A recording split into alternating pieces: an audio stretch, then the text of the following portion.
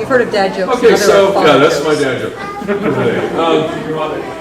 Brothers and sisters, today's homily is a little more informal, as you might guess. It's part teachable moment and it's part public service announcement. So let me begin by saying, did any of you know that October is Cybersecurity Awareness Month? Yeah. Yes. Any of you who work in cybersecurity know that?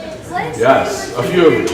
So, sadly, this last week, this issue came home to St. Mary's as I got an email from our communications director. Said, somebody sent me this email. Is this your email address? I was like, no, it's not from me.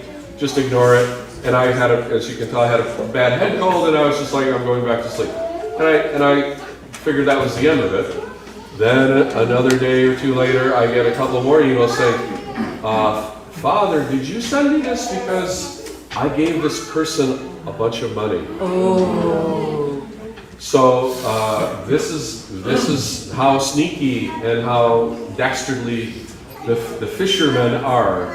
Not the apostolic fishermen, but the cyber fishermen.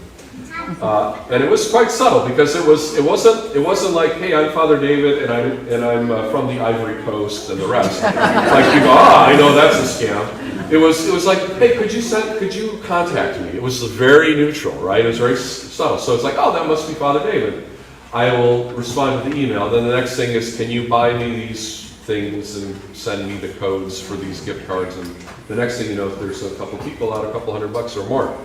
And that's very bad. So first of all, let me be clear. If I need to ask you for something, it will not be in that format through an informal email.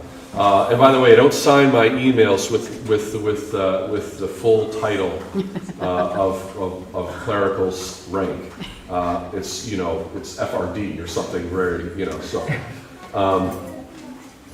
If I ask, it will be face-to-face, or you'll hear my voice on the phone, and it will be through an official ministry or channel of the parish, right? It will be an official appeal from here, from the ambon, on behalf of something. So don't ever believe that, okay? If somebody sends you an email like that and asks for something, and even if you are 100% sure you think it's real, still give me a phone call just to be sure. Don't reply to the email, obviously, send me a phone call. So I want you to know about that. But this is a real problem that we're struggling with in the world, and most of us kind of go through our day in blissful ignorance, not realizing how insane the cyber warfare is going on. Okay, most of us, maybe not most of us, are kind of aware. Maybe we have a VPN. If you don't know what that is, you might be in the next category. Some of us are like 7-year-olds taking granddad's truck for a joyride through the fields of the internet, clacking away at a keyboard, not paying attention to the sites we're visiting and so forth. So that's really dangerous. And it's very important for us as a parish that we protect your data, so we do everything as much as possible to secure your data, to keep it within a safe place. We don't send out emails and CC everybody. That's not the policy of the parish. We do have an online communication platform called Realm/Connect. It was just called Realm for a while now. They've changed it to Connect because that's the app. It's still Realm, but within Realm you have Connect, you have membership, you have administrative. Yeah. So Connect is the part that most of you will use, which is the part that's either on your phone or on your website. And that has, like, when you get the email from Sophia saying, here's the printout for today, or here's the service schedule for the week, or here's the newsletter for the month. Okay, that's through that. That's how we send our official communications. So look for that kind of thing. When you give us your information to put into Realm, that information is also secured. If you have any doubts or questions about that, go into your account, look at your profile, and set your privacy settings to the level of strictness that you want. I'm happy to say that the company that does it for us is increasingly adding new levels of security in this day and age. It's a lot. I mean, 5 years ago it was not as bad. 10 years ago we weren't really thinking about this, and 20 years ago it was a free-for-all, right? So, but the fact is that every single day we are being attacked from all kinds of international bad actors and intranational bad actors who are trying to take our data, trying to scam us, trying to hurt us, and so forth. It got worse during the pandemic, as you might suspect, but just in this year alone, I've been told that it is up 18% from the previous year. And so this is the real world war happening most of the time, is in the form of cyber warfare. So please be aware, though, that specifically Christians and churches are targeted. Why? Because you're good people, believe it or not. You're good people. And when somebody you trust asks you for some help, you're more than likely than not to say, yeah, how can I help, Father? How can I help you? And so they look for that possibility and that advantage. By the way, if anybody else got that email, please let me know, because I'd like to know how many people got it, and if I can, I don't know if I'll ever figure out how they got the emails and how they made the connection between us. This is another reason why we don't like you to give us your personal email for, like, sign up for this thing and contact me at this email. It's your personal email. We don't want you to do that. We want you to use something through Realm, something through a official email of the parish, so that you're not getting connected into this. Because once that gets on the internet, that email is now on the dark web for all those bad actors to take advantage of it and to use and to fish.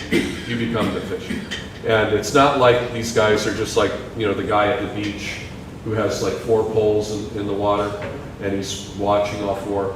This is people that have basically AI doing thousands and possibly hundreds of thousands of people all at once, fishing until they get a hit.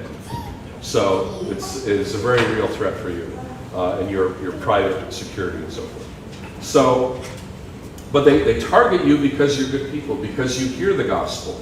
You hear the gospel that says, give, lend, without seeking anything in return. Show mercy as your Father in heaven is merciful.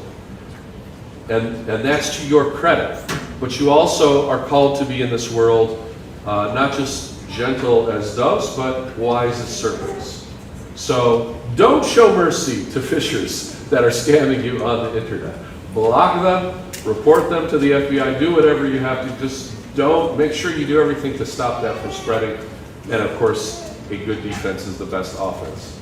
So, brothers and sisters, you will have many opportunities to do good in the world, but don't let the evil try to take advantage of you in these situations, and because that then hurts your ability to help people who really need it.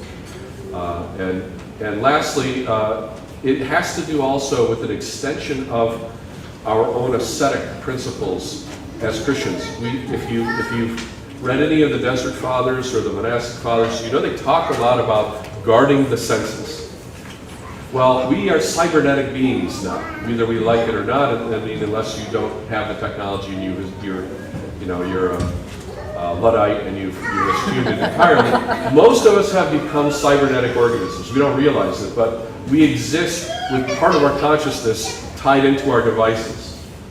And as a result of that, we need to guard our devices as if we are guarding our eyes and our ears from dangerous things. And we have to guard our church, and that's why internal communications in the church need to be through things like Realm and Connect, and not through personal emails and that type of thing, for that reason. You hear the deacons say at maybe sort of the midpoint of the liturgy, the doors, and most of us think we know what that means. It's because these doors are going to open, right? He's not talking about those doors. He's talking about those doors. That's why he turns around and points there. Because in the ancient church, before there even were a pair of royal doors here, it was just the veil. The front doors needed to be closed at that point of the liturgy, because at that point on, nobody else should have been in the church except those who belonged to the church, the faithful. That's why it's called the Liturgy of the Faithful. Everybody else had been dismissed. The catechumens were departed. The penitents had departed. Those preparing for illumination had departed. So the only people there were the people who belonged there, who were preparing for communion or capable of taking Holy Communion. We have to apply the same logic to our church cybernetically, digitally. There are the doors to the security of our community, and that means you have to use the right channels for communication. So after this week, I told some of the ministry leaders, I say, as a lesson for us and as frankly as a penance, for whatever reasons. I don't want any more communications about official events or internal events going through personal emails. I want them all going through Connect, Inbox, and Chat, because that's how we protect your privacy and your security and keep you out of the pool for the fishermen to net.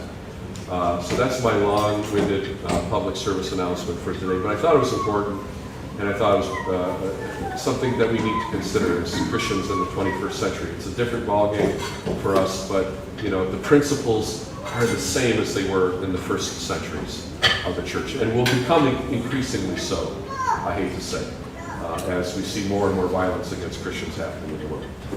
So, God bless, that's my homily. Forgive me a sinner.